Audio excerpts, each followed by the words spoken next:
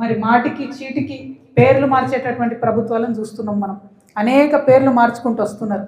కానీ నేతాజీ సుభాష్ చంద్రబోస్ గారిది మన సంపద, చరిత్ర, మన భారతదేశ చరిత్ర. ఆ చరిత్రను కాపాడుకోవడానికి పేరు మార్చమని అడుగుతున్నాం మనం. రాజకీయాల కోసం అడుగుతలేం.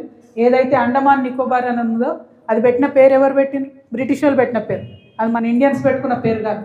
ఇండియన్స్గా మనం నిజంగా బ్రిటిష్ రాజ్యం వద్దు మనకు అనుకుంటే మాత్రం నేతాజీ సుభాష్ చంద్రబోస్ గారి గౌరవార్థం ఆజాద్ హింద్ అని పెట్టాలనేటటువంటి విషయాన్ని నేను మరొకసారి డిమాండ్ చేస్తూ ఉన్నాను. ఇది కూడా ఊరికే అడగడం లేదు.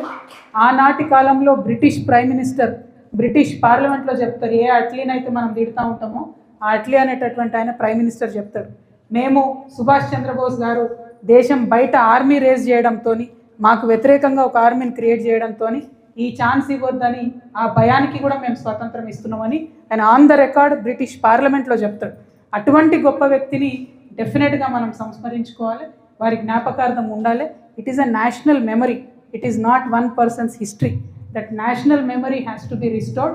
That is why I am requesting Honorable Prime Minister Modi ji that kindly honor that national hero's legacy and it should be passed on to the future generations.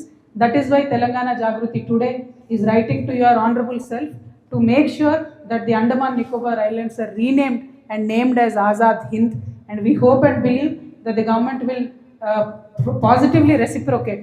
26 January is just around the corner. It is a very good day to commemorate such a wonderful warrior. I hope Bharatiya Janata Party government and Indian government comes forward to make sure his legacy is restored and his legacy is kept intact.